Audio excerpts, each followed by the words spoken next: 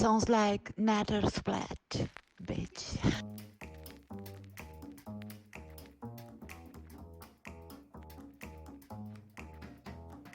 Natter splat. Natter splat. Natter splat. Natter splat. Natter splat. Natter splat. Natter splat.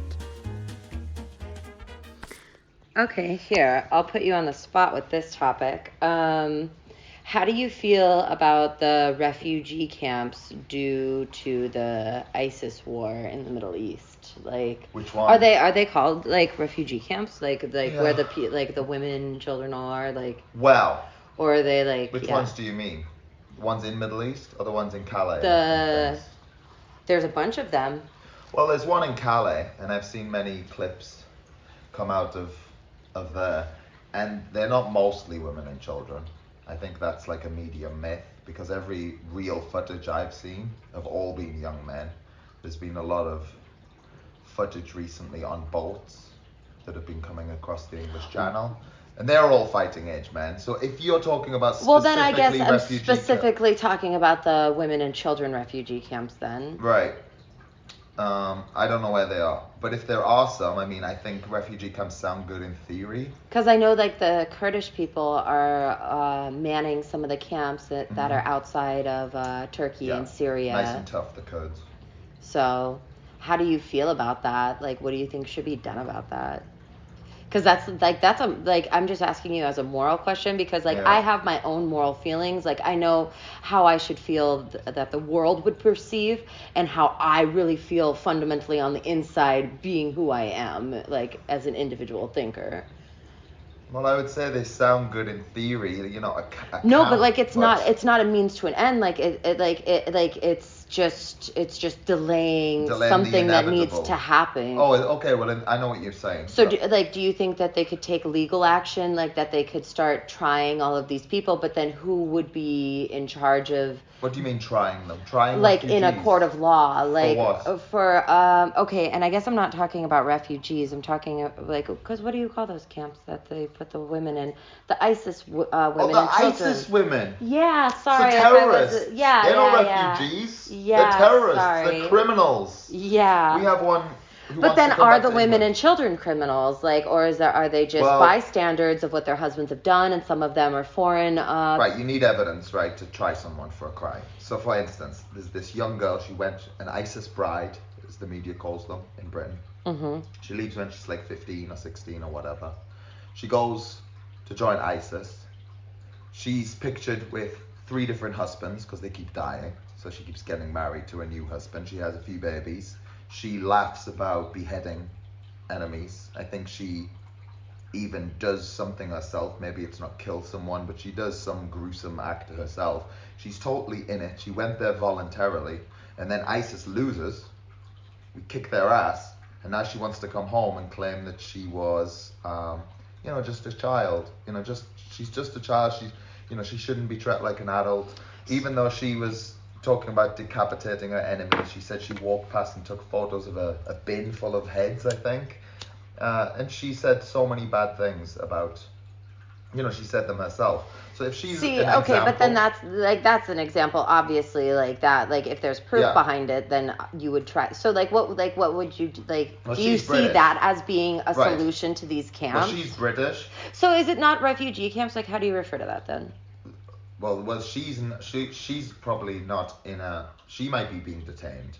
It depends if you've left a country and you've left and you're trying to get safety, you're a refugee.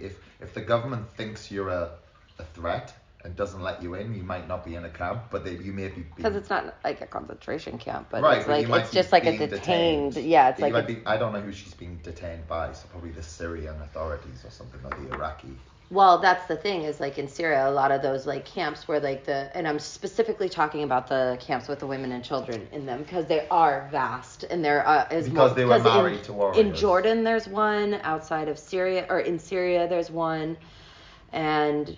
Well, here's the question. Like, what do you think would be how do you... Well, I don't think it should be my problem if my refers to sort of European or British or whatever. Like, why would I be, or why should my nation be telling what Iraqis, Syrians, what to do with Syrians, with Somali. I mean, unless they're British, like the girl I just mentioned, who was British Muslim, then that's a bit more complicated. Because that's she's what it British. is it's a whole mix of But if people. you're Syrian and you might used to be married to an ISIS warrior, I don't know whether you should go to prison. I don't know what you did. I don't know if there's evidence. But I sure as heck know we shouldn't be inviting you in. You know? Oh, I used to be married to an ISIS warrior, but Islam's very restrictive. I didn't have much of a choice on who I was marrying. I would say maybe that's fair enough. Maybe that's true. But like I specifically want to know like what you think should be done about the camps full of women and children. Because nobody's doing anything about it, and there is a big moral conflict about what should be done. They need to go home or go to jail. That's like, you can't just keep people in camps indefinitely. I never liked Gitmo. I didn't think that's a good idea, having people without trial. Because the moral conundrum is these the children were brought up under the ISIS regime, and this is the next generation. By letting them go, it could just start the whole thing over again. So. Well, they've seen. It depends how they lived. If they can. You do need to re-educate. It is hearts and minds with these things. You can't bomb someone into liberalism, if you want to call it that. Not that necessarily. So you believe in re-education, but then do you not believe because ISIS could have been a world issue, and it did take other countries to come in to and help the situation. They got a lot of territory. Obviously these countries don't have the resources that they need to be able to take care of things and do re-education things. So then where does the rest of the world step in and say that they want to help with something like this or? Well, I think we've all learned that America being the policeman doesn't work in the late half of the 20th century. I don't think it works. America putting troops everywhere, all over the Middle East, and expecting to solve the Middle Eastern problem with just boots on the ground. You can do it to some extent, but I think the American people are tired of it. I think they're happy with the troops leaving. With Trump pulling troops, I think a lot of people. You're getting sidetracked though. But well, the question is, these camps are who are holding these camps? You're asking me. Individuals are. And it's too complex questions to say shut the detainment down, don't shut it down. I think my general principle is you shouldn't be holding people without trial. So if you've been in there for 2 years and they're just waiting to do something, that's wrong. If you're not British or American, they shouldn't be considered, into those countries. As an American you are, and as a British person, I wouldn't want potential jihadis coming in, and I think it's not your human right to enter another country. I don't believe that. I don't believe it's your human right to go wherever you want. Sure. I think once you're born in a country, you should always have you've got somewhere to go. Yeah. That's why we have passports and things. But these people, for the majority, are not British. They're not American. They're not European. They're from that area in the world, and they need to do something with them. I agree. You can't hold people without trial, but can you trust the trial system in a country? And then that comes back to the question: is there's millions of cases of injustice all across the world, and at some point you have to realize you can't just do everything. We went into Iraq for that reason, for humanitarian reasons. Let's say we don't go to North Korea for humanitarian reasons. We don't just march in there. Why? Because the cost would be too big, and we know it. The war would be too great. So we let the imprisonment and the starvation happen in North Korea, and we let it happen in dozens of African countries, and we let it happen in China, and we let it happen in South America. But for some reason we have it in our heads that the Middle East is this place we have to fix. And I think most people know it came from oil and control of resources, strategic land points. There is a lot of strategic points in the Middle East that both Russia, China, and the West would like to hold. So I'm not saying don't keep your eye on these strategic points if they're going to go to your enemies, and if you can claim they're your enemies. Many people would say, oh, we all get on, we're all fine. But I would say China is an adversary at the very least, and these are strategic points on a world chessboard. And that's why it's so complex. But when you say what should we do with these refugee camps, well, like I said, don't hold people without trial. But I can't suggest that we get involved in the Iraqi judicial system or the Syrian judicial system, because once you start interfering with Syria, you're interfering with Russia. Once it's very complex, and I think we're learning that we can't, we don't have as much control over everything as we want to, especially through military force. And the military should be reserved for, I think, more extreme events. And unfortunately, we have to accept there's horrible things going on in the world. Mm-hmm. But you've got to fix what's close to you at home in some degree. But we have international relations for this, and we have things we can do. But I mean, the Middle East, I mean, it's looking reasonably good right now, isn't it? I mean, as far as the Middle East goes in our lifetimes. Yeah. But if you're going to get caught up on the people in camps in the Middle East, then I would argue that there's probably 5 times as many in China, right? So if we're going to take one problem, like morally, if you're going to go utilitarian, yeah, but this should we was go a for this? world viewed war versus in China, like they keep everything kind of internal. like like under lock and internal. key. So it's harder to have a perspective on what's going on in China versus the Middle East is kind of next door, and we've been watching it unfold in front of us for a really long time, and we've been like the onlookers for it, and it does touch close to home. So that's why like.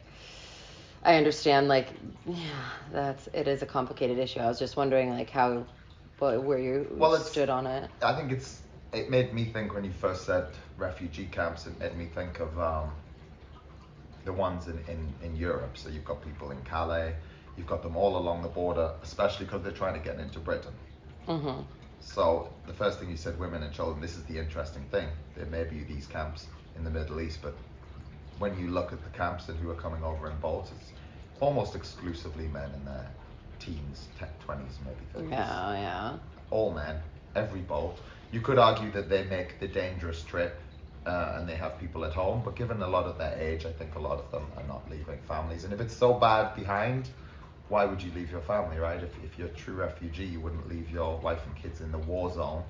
What this is economic migration, where maybe you send money home, and I'm not saying you wouldn't want to do that for your family. I don't have a moral judgment on someone who wants to make a better life for themselves, but let's call it what it is. You know, if it's a real war zone you're leaving, a real situation of danger, what sort of person leaves their wife and kids behind, right? You only do that if maybe they live in a poor country and you can send money home.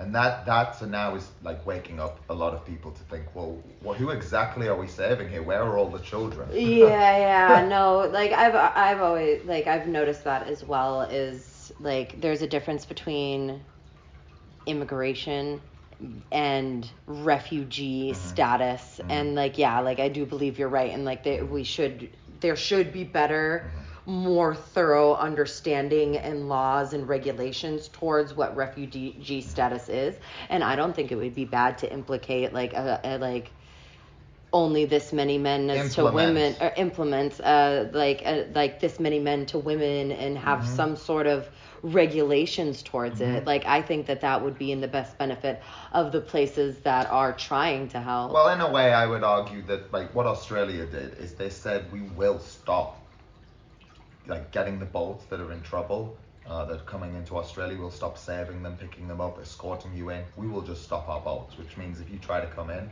and your boat messes up and you drown, you know, that might happen. And then their crossings just stopped, you know, because they realize it's very difficult. And a lot of the strategy of getting into a country is kind of based on the authorities picking you up. You know, sometimes they'll just wave them down because they get picked up and taken in, and then they're instantly a refugee. I think the point about refugees is that they should go home afterwards. And this isn't me saying don't stay in my country. It's saying, like, do you not want to go and rebuild your country? And I feel like if England were to get to such a point where I was being victimized, it was that, you know, all men over 32 and less than 35 are going to be killed, and I'm in that bracket, so I have to leave. You know, once it was over, or it had been weakened, I wouldn't want to just, oh, well, actually, this country's pretty nice. I would feel like I'd been exiled. I'd have some pride to go back and reclaim, you know, my place. And you could say that's easy for you to say, right? That's a very unlikely situation for you to be in. But I think once something's calmed down, so if you're Syrian and you've come, well, okay, maybe you were going to get persecuted being there. I believe it. But if it gets better, should you not go back and rebuild your country and have a stake in it? And that comes down to another point is I find it very immoral when we take the best and the brightest from a country. So people in Britain brag a lot about the amount of immigrants that make up our NHS. They'll say immigrants make up your doctors and your nurses. And I think, well, yeah, sure, that's nice. But I think we've robbed them of their own countries. If you take the best doctors from India and Nigeria, and then when someone really makes a break for it and gets educated in a country that doesn't have too much education and becomes some professional, and then you say, hey, you'll earn 5 times as much if you come to our country, what you're doing is you're robbing that country of their best and brightest. And you're leaving them more likely to stall and fall behind. So it's almost immoral. And the individual might say it's their right to travel in the world and get paid, and you're helping that person. They got an education, and you're rewarding them. And that's true on an individual level, but on a cultural level, what you're doing is sapping that country. And that's kind of what's happening in let's say the white collar immigration, the stuff where you get on a plane and get a visa. That's what we're doing. And then at the other end, we call low-end economic migrants refugees often, when really they're economic migrants who are then undercutting the working class pay. Because one of two things will happen. They'll either get benefits and welfare and just be looked after by the state, or they will come and work. But if they're uneducated, their English is low, they're going to get manual labor jobs, typically lower end jobs. And as everybody knows, if you're off the system or off the radar, you get paid less than minimum wage. You're getting paid illegally, but that undercuts the minimum wage and keeps wages low for the poorest. So we're kind of like doing multiple things that are immoral. We're robbing the poorest of our own country, taking the best out of another country, and then also robbing them by having an unfair and unjust refugee system, which is just used politically and talked about in a compassionate way. So if you have any questions regarding refugees or migration, you instantly become, if not racist, at least just uncompassionate to other people, like you don't care about them. And I just don't think it's the best thing you can do is always say, come to us. I think it's better to rebuild the world than just say to everyone. Because if you accept that premise, that someone who has a worse life than you deserves to come here, well, that's 4 billion people. Yeah. That's 4 billion people you've just said should come to Europe. It's like, that's unfeasible, right? So what? Because one of the things I was thinking too, because it is based on an individual basis, like what people do, and sometimes people leave their countries to go and then be able to bring better resources back with them, and then they can make better advantages. Mm-hmm. So, it's about crossing those paths and those mm-hmm. being able to mm-hmm. intersect things, because things are different, mm-hmm. and there is a lot of mm-hmm. Hoops to jump through, and all of the to do things by procedure and correctly, and borders and blah blah blah blah blah. So it's not equal idea everywhere though. So it does make it a lot more complicated. Well, that would be perfect what you just said. If someone, using the example of doctors, trained at Oxford University, did their medicine or whatever university, and then they worked in a British hospital for 5 years. They earned lots of money, and they had a temporary stay visa, and then they were required to go back home. And that was always from the start. That was the agreement. That's what they signed up to, and they're not going to say, you're tearing me out of my life. I built a life here. What you're then getting is you're getting that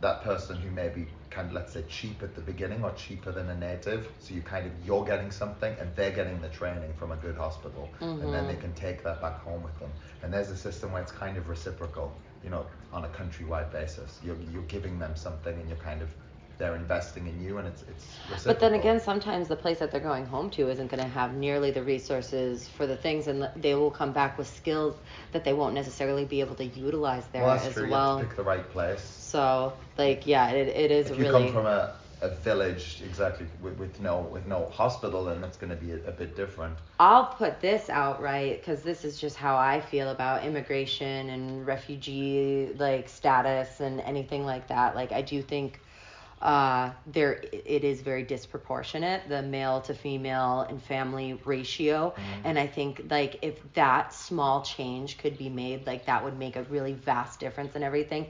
I would say at least 70% of the people that we take in should be women, children, like of certain ages and groups or families. Like that should fill up the vast majority of like what's accepted, and there should be like closer things on that. And I think that that's, I don't know, that's how I would feel personally Makes on sense. anything like that. I don't usually like gender quotas or affirmative action of any kind, but of course it's just outrageous to see, no old people, no women, no Well, children. because like we have able-bodied, well, just because of how it'll affect the economy. Because if you have like a disproportionate amount of able-bodied young men coming in from other places, they are going to undercut the economy. They are going to throw the balance off. Versus like, and then they're still going to be getting help from the government. Versus if the government's going to be giving somebody help, it should be somebody that needs the help, Right. like women and children, like families. Right.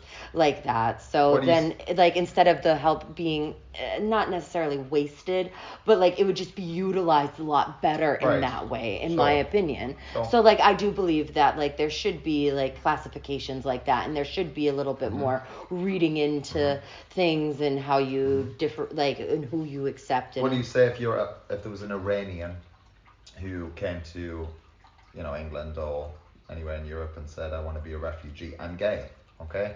That would usually be good, but what happens if you find out many people are lying and saying they're gay?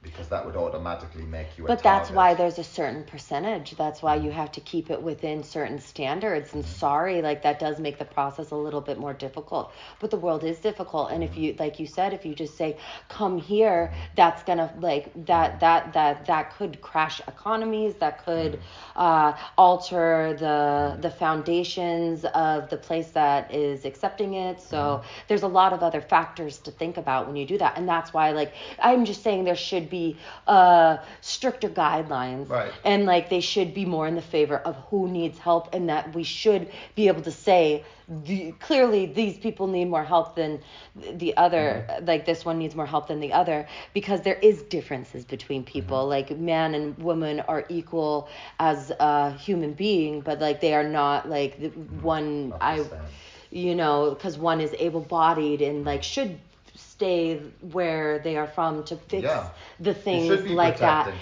And then if the white or if like their family got over there, they can send back help. And I agree that it should. But then if they were to put stronger regulations on things like that, maybe what you would want to happen would inevitably happen more. Yeah. How do you? And it also vastly depends on the situation. Like if it's a refugee of war, like in Syria, that's something that was really serious, and we did need to take in those refugees. And also Syria. Why did we need to take them in though? We didn't need to, but it's really Saudi nice or- that we did, because also like I'm a bit familiar with the Syrian culture But so many of the countries last. are close. Why did no one else take them? The whole. We have more resources, plain and simple. What than Saudi Arabia? Saudi Arabia is gigantic, and like Exactly. for how like the power and the wealth gets distributed amongst like the population of people is very And disproportionate saying to why how give it it is to the out white here. savior? Why does it?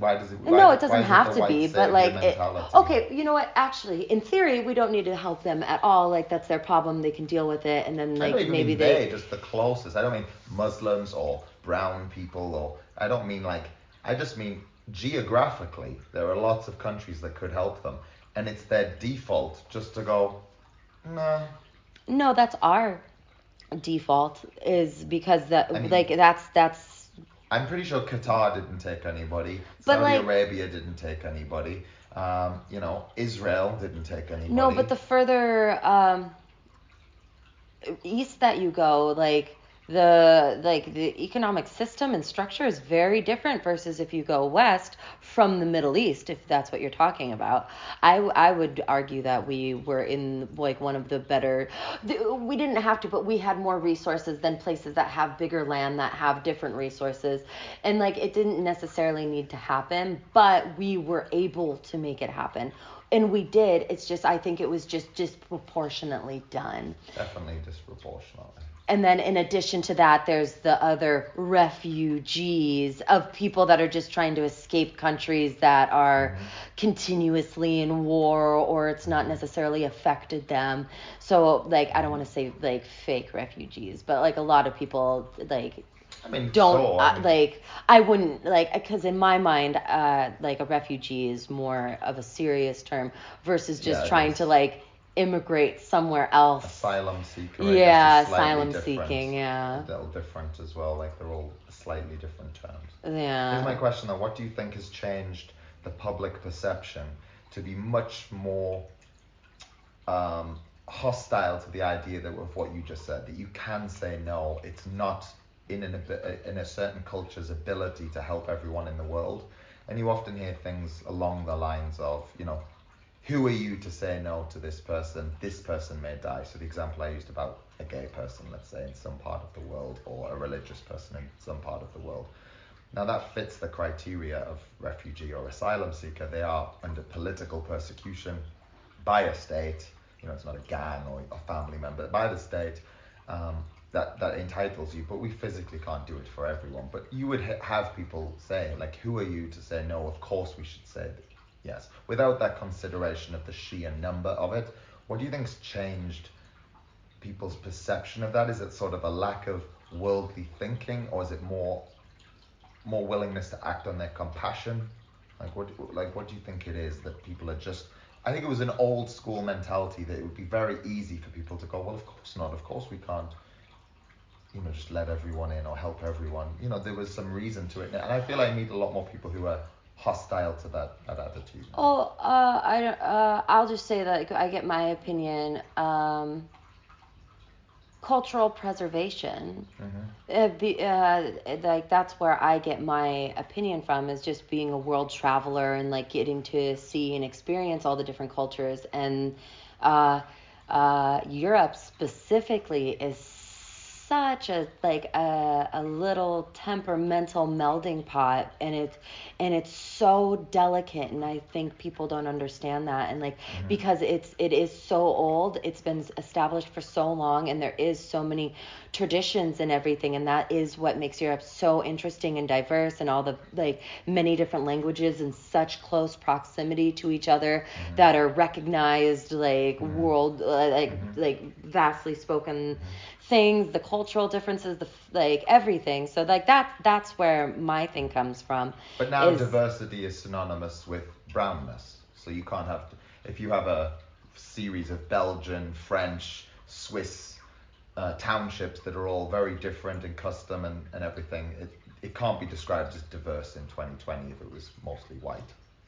I mean, that's the vernacular has changed now. So obviously, why not? Well, I think I would still use that word, but in the modern vernacular, diversity Okay, here, means, let me get into like some ancient anthropology for you. Okay, so but like wasn't like, but white was like the minority, and there's so many different, or was the majority, and there was so many different variations of it as well. And to say that they're all the same isn't necessarily true. So I could say like that's diverse as well. Just like in Asia, I would say Asia's very diverse, even though they all, of course, like are of Asian lineage, you know. So, but like I don't limit it to well, that. I know you don't. But in general, it can be. It's a shame, is what I'm saying. I think when you mentioned that cultural preservation, I think you did actually answer the question really well. But from your own point of view, I think the answer is that lots and lots of people now do not have national pride or any cultural pride, and furthermore, not only do they like the culture, they actively want to destroy it. They see it as a, you know, many people would say patriarchal or supremacist, you know, or certain systems of oppression would be the sort of words they would use. I think they're the main ones: patriarchy, system of oppression, white supremacist if it's, you know, mainly white country. And they would say that all of these systems have been unchanging, and they need to not only not like them, but bring those systems down. And with that, therefore, the consideration that immigrants or refugees may change their culture isn't important anymore. You know, I think that might be it. I feel like there's more hostility to culture in general now. Sure. So no, and I think that that's something that is very worth understanding and like being able to be spoken about is that through immigration and accepting refugees is like it could shake the foundations of the cultural like of the culture of the area that they are in. So that is something that like should be people should be aware of, and I don't think it's bad to talk about it by any means, because I dated a guy who his parents come his like from a different place, and I asked, but then he was from where he's from, and I asked like, how do you feel about people that like when cultures come in, and like even he said himself, he was like, well, I am I'm German and I have German traditions. And through that, like he's like, so like even though my parents don't share that, I feel like I feel like I'm a German, and I feel like as long as like because I celebrate like my holidays and I follow these things and I do the traditions, and I like even though my parents are from somewhere else, I would still like that they respect what I feel is my culture, even though it's not necessarily their culture. It's my culture because this is where I grew up, even though like, so, and that was his different thing to it. So, and that was like, that was really nice because he is mixed race. So it was an interesting perspective because like, yeah, he feels like he's German, like he comes from where he comes from, which is very much true. And he very much acts like a typical German, however have it be. But then like, yeah, like that. So that was his take on it, is like, he wants to preserve the German culture as well, though he's ethnic, so cultural preservation is a thing in itself, like that's the thing in itself. So that's a big important part. And I know that you and I can like go off in like crazy things, but like we'll focus on like this. Like, so that I think is something that is underrepresented. It's not necessarily looked at in a positive light sometimes when you try to talk about it, though. Like, I just think it's misunderstood. Like preserving culture is misunderstood, and like what that means fundamentally, what that means economically, and with everything that's happening, there's a lot of different variables and factors involved for something like that. I watched a video kind of contrary to what you said, and it was really sad, and I'm not saying it's the majority of people. It was clearly an edited video to find these people, but they asked a lot of recent immigrants, or at least people who were not born in Britain. And they went around and asked them, what is the culture of Britain? What is the culture? And it was a compilation of many people who just couldn't think of an answer at all. And then they said one of two things. They said either it's just this passport, and they said, a passport makes you British. So it's purely political, it's nothing else in there. Or they said multiculturalism.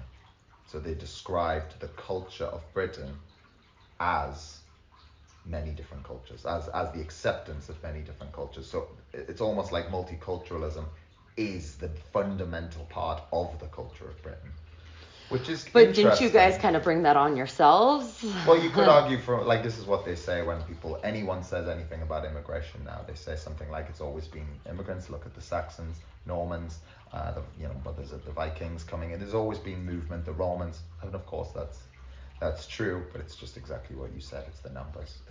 They're not even close, Yeah. The numbers are just something. See, if something is like that's I don't know how people can't like think like that and like understand that like all you have to do is put like there's regulations on everything, like, but then there's just some things that like are not regulated like correctly, and like then the things that are regulated are not regulated correctly. Well, we're going to get into you're starting to push me into an area about where we would talk about like this can't be happening by accident. It has to be on purpose, and I feel like that's whole other subject, so I'm not going to get into that right now. Or do you want to? Well, maybe a little later. I don't want to get into it well, now. like then this will be part 2 that we might release or we might not release. Right, so part 2 would be, we can't possibly believe that the disastrous results of global mass migration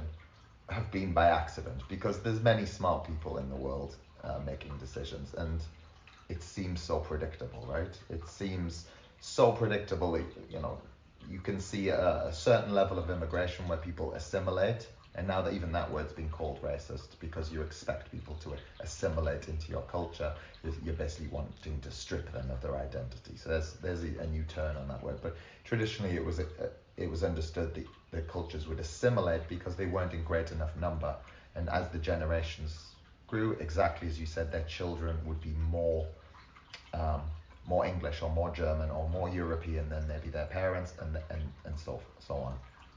But with such great numbers, that doesn't happen because you get enclaves, and sometimes they just continue speaking. Little Pakistan, you know, it becomes Little Pakistan in England, and there's no assimilation at all. And quite to the contrary, it seems that some studies show that second generation are more culturally identify with their culture back home, or their, like, especially with Islam, especially, they become more radicalized, which is see, like that's a bit of like an identity like crisis, because like I do believe like you should like adapt to the culture that you live in. Like, of course, that's only fair, but like you are still within your rights to maintain your own culture. But then, see, that's really complicated. Okay, because you are an Englishman, like, and you come from like England has a fabulous and very old history, and like you are your like a particular, not a race of people, but what are like an ethnicity. You are English like, are an ethnicity. Yeah, While so British isn't. British is kind of, as I said before, it is entirely political, really. It's not. While English, you can be English as a nation, but obviously it is an ethnicity as well. But Unlike then me, America. like as an American, like everything in America is new, and like we are all like, so that's the only thing I've ever known in my life is melding pot situations. Like, of course, there's big like cars. Yeah. Spray cheese. And like I'm used to like Chinatown and this and that, the other, like because that's all America ever is and has been. It's completely different culture, exactly. So yeah, like it was an idea that you had your own culture, but then you banded together under the idea of Americanism, and it worked for such a long time. I think it might be failing now, but now, for a long time, you could be living in Chinatown, you could be Germanic, you could be Italian, but you all said, I left here to make a name for myself because I knew this was the land of freedom and opportunity. And people really believed that. You know, if you were homesteading, you could push out into the Old West and you could claim your farm. You could set your family town up, and you could give your children space because you worked for it, you know, your land. Or you could come and get a job in New York City. You could come and there was jobs to be had. There was growth. Everyone, there was freedom. You had the Constitution. You know, there was a real idea of Americanism. So even through your differences, you all had something that held you in common. And I don't think that's true for America anymore in general, regardless of immigrants. You know, you have the left and the right who are now so deeply divided. Yeah, that's the identity of America now, is So like what your political standing is versus anything else. Well, like left and right is kind of not a good term to use, but it's almost like it's constitutionalists and non-constitutionalists. So Americans, the sort who wave the flag, and the kind who burn the flag now. Yeah. And what are they trying to say when they burn the flag exactly? I mean, it seems like it's quite obvious. They're saying this flag stands for certain things, and we want the destruction of those things. And at least to me as an outsider, those things that make America are those things: freedom, opportunity. Sounds a little cliched. It sounds very American, actually. Wow, what's it all about? Freedom, opportunity. But it's serious. You know, you had that stuff enshrined into a constitution that people took very seriously, and that's a big deal, man. Yeah. To give people those things, that constitution's pretty special. And like I said, everyone, I think, believed in it, and now half the country doesn't. They don't understand. They don't understand what it's doing. No, because I think if you were to ask Americans, like the same thing, like what does it mean to be an American, or what was the question what does it mean to be British? Right. Yeah, like what does it mean to The be culture, American? yeah. Like I'm sure they would have very similar, like, I wonder what people would say, like, what does it mean to be an American? We'll ask them. We'll ask a few. We'll get their response. No, because I can only imagine that it would be something along those lines as well. Yeah. People don't know the fundamentals of where it came from, and But how important it is, and I just, That's crazy to me. It's almost like it's to do with that flag. Because Yeah. Americans wave those flags, as I've told you. It's insane how much they love the flag, but it's almost as a rally cry to those who despise it so much. And Yeah. the flag is a symbol. Obviously, no I one don't hates like. the flag, you know. I think the majority of the people that despise it don't understand necessarily why they despise it. But then, like, I do think that like the flag is definitely used to cover things up. But what fucking flag isn't? So. Yeah, I mean, you can hide a lot of atrocities under the label of patriotism. So For sure, it's like I'm not ignorant to that, but I think what it represents, you know, if someone, say for instance, burns the Union flag, they may be saying that they don't like the Union. Maybe they're burning a Union flag, but they have the English flag. You know, maybe that's what they could be saying, or they could be saying, no, I what everything this represents, I hate. Now, what I could do to them is go, you're burning the British flag. And they go, yeah, I hate Britain. I go, you hated the abolition of slavery. You racist. You racist. You hate the idea of what? Common law and equality under the law. Oh my God, you fascist. But what they would say is obviously they're burning the representations that they think it comes to mind. And that would be colonialism, what else? Rape, pillage. Yeah. I mean, that's how they'd see it, right? I guess. Governmental issues usually. Exactly, Yeah. but that's the biggest problem. So I think America's got the same problem with immigration as Europe has, but just in a different way, you know. But it's in a very, very different way, different and people seem to close their eyes to the fact that like, hey, like this place is like has already been founded for a long time, and like to have change happen, so quickly. It does hurt. It does like affect things, and like so if you want to put like a little India, a little China, like hey, this used to be like where this used to be, and like it does have a story, and it's not to say that the world can't change, adapt, and do new things. But people also have to understand that like this did have a history already, and you people are allowed to feel against that, and to like not look at both sides and to damn one over the other would be very unjust and unfair, because they're like, and people have to understand each situation is its own. So Okay. Well, some people say it's like culture change, the slow drip. A lot of people would say it's worse than that. It's an invasion. Okay, so it's almost like a conscious decision. We know what we're doing. You can interview people, and they will say Europe will be ours. You know, I think this guy was specifically Turkish, and he said we'll outbreed you. It's just a YouTube video, a civilian, let's say, no one of prominence. But he said we'll outbreed you in Europe. We have more babies, and we come. There's more of us come every day. And I mean, he considers it an invasion, you know. So if anyone who said an invasion in England would be called a white supremacist or racist, demonized. intolerant. But I mean, this guy from his own lips, I think when you describe it that way, you know, if I said I was going to a African country with all my buddies and I was going to encourage white immigration until we outbred that particular island or something, I think that would be classed as an invasion. And the question I was going to ask is, how many churches do you think have been burned in Europe? Like, I say burned, it's always just fire, you know, reported as fire. But I mean, we're talking about hundreds at this point of old churches all the time. I mean, Notre Dame went. Notre Dame just was gone, and it could have been an accident, sure. But how easy is it to start a fire? And how much do Muslims hate Christianity? There's two questions I have for you. I mean, it's almost certain that some of them are arson, right? I mean, it's reasonable to accept that. So how many? And I think we're seeing increased now burning of churches. You should Google that. See how many churches have burned in Europe in the last like 5 years. If you made it through an entire episode of Nattasplat, well done you. You can find more of us all over the internet and at nattasplat.com.